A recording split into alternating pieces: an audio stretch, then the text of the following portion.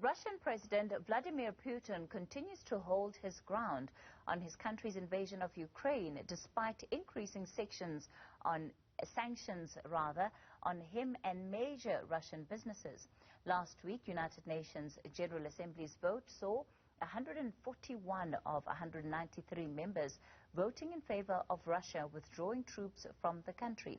35 members, including South Africa, India and China, abstained, and 5 countries, that's Russia, Syria, Belarus, North Korea and Eritrea, voting against that resolution.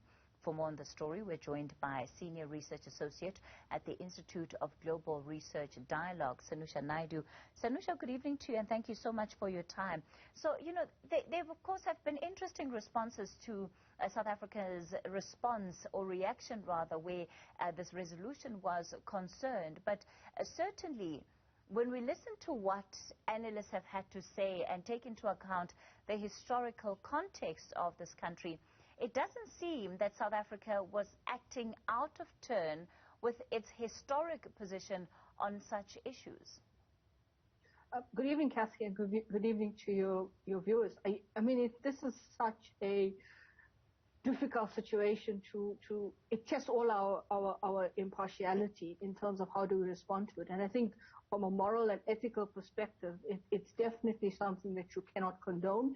And it definitely is something that we should not be condoning in terms of where we are with regard to international peace, security, and just the 21st century around multilateralism. I think coming to South Africa and the kind of analysis and the reaction, rather, more importantly, towards South Africa's abstention, in addition to the other countries that have abstained, I think really has perplexed a lot of us in terms of how we've responded to it, but also in terms of whether or not South Africa has essentially, I wouldn't say compromised, but has it actually not necessarily conformed to what its national identity and what its global norms and values are in terms of foreign policy.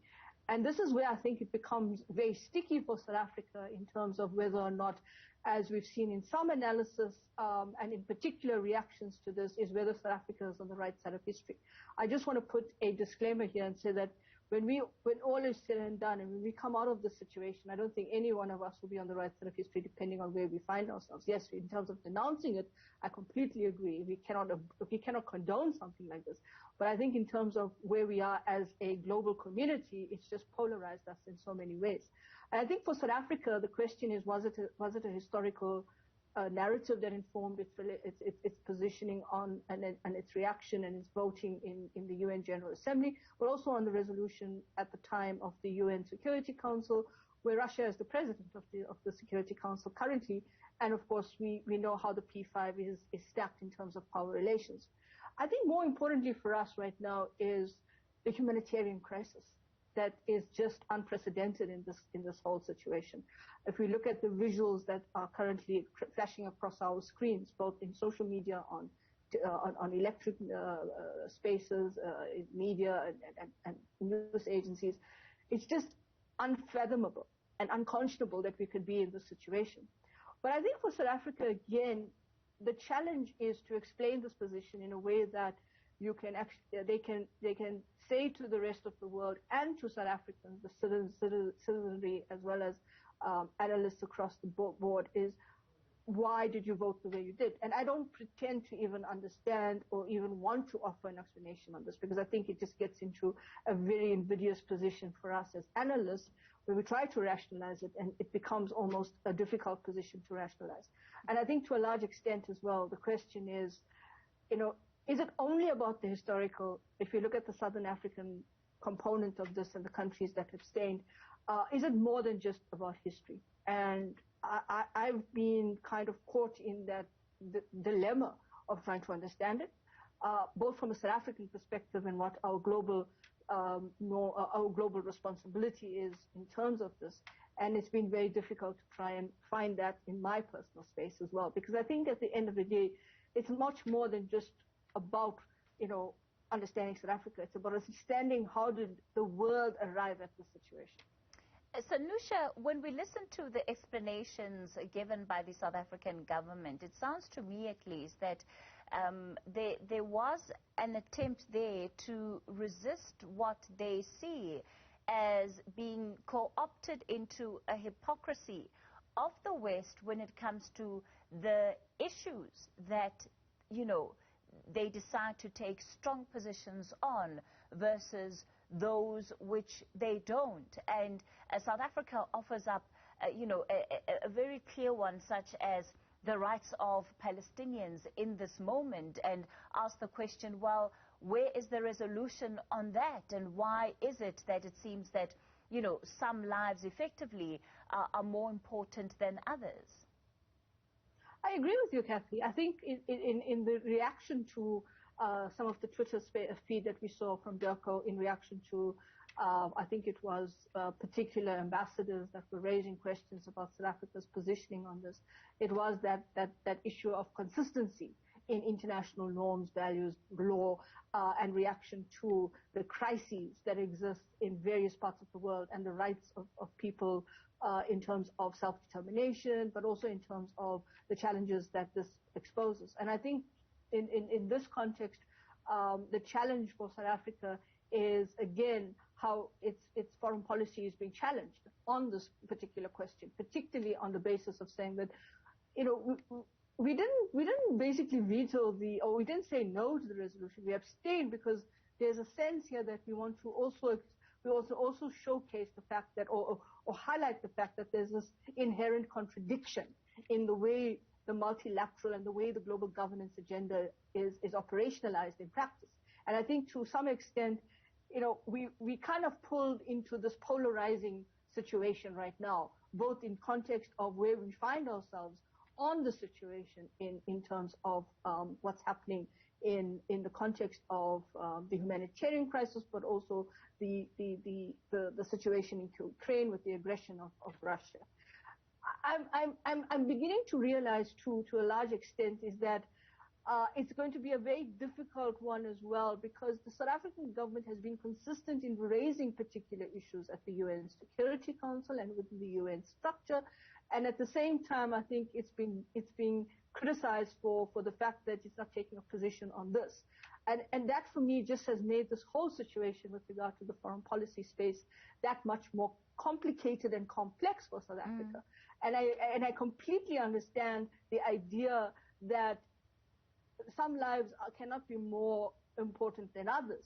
And that when you look at the crises, and that is why for me, it's the humanitarian crisis in terms of what we are seeing unfolding here. It's not to take a position on this issue for myself personally, but to say this is how we have to look at what has been the contradictions of the international system. And I think to a large extent, it's quite a difficult and challenging one, because we try to see where we are in this position, but at the same time, I think with so much happening at the same time, it's becoming a question of where we find ourselves on this divide. Some, of course, have said that this, you know, entire conflict may result in the reestablishment effectively of a new global order.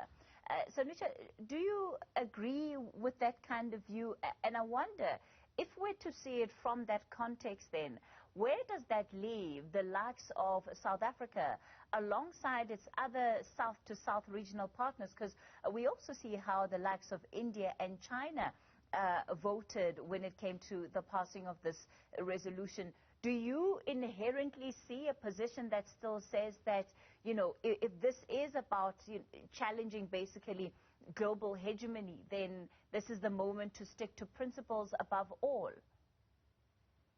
Yeah, I think this has been the clarion call for the longest time ever, that the way in which the architecture of the global order is designed right now, or way it's actually operationalized and the way it's stacked, it seems to basically have this challenge of to what extent are we reforming it, are we transforming it, is it reflective, is it inclusive in terms of where we are. I don't think that having this kind of aggression and crisis is the way to go in reforming this global order. I think it's really around the question of the institutions of the global order and how those are basically being redefined in the context of what we're seeing currently.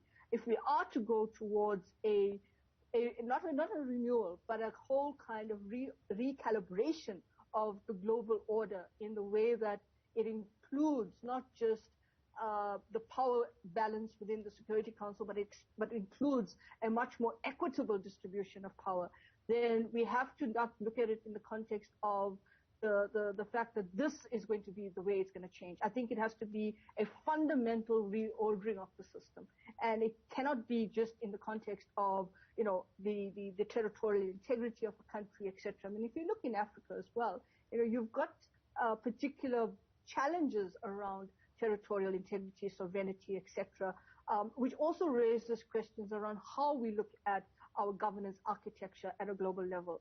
And that's what really makes it such a critical moment, I think, in the the open era of the 21st century. Sanusha, given how complex, as you've described, this issue of what really determines our position is, how concerned do you think the government should be about the view that sees it as being not concerned about the humanitarian crisis, as you've emphasized, in the situation that's unfolding in Ukraine? Because, the concern that they have seems to have been overshadowed again by the overall position.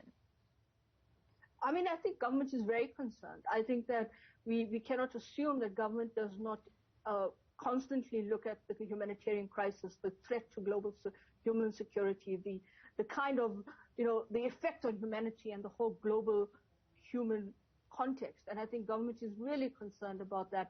And definitely, it's an issue that's constantly being discussed within the context of government. I mean, any government in that way. I think we've got to also be very careful in assuming that because South Africa took a particular position, it's not concerned about other issues that are emanating and the implications this has for global human security, the humanitarian crisis, the refugee crisis, the question of how particular nationals are treated, etc. I think there's a number of questions that South Africa is confronted and is essentially dealing with in this context. So I think for me, it is really to have the ability of government to constantly communicate in the way that it's going forward, whether it's on social media, but also communicate in how this is going forward with regard to the challenges that it's wanting to ventilate in the context of this crisis. Senior Research Associate at the Institute of Global Research Dialogue, Sanusha Naidu.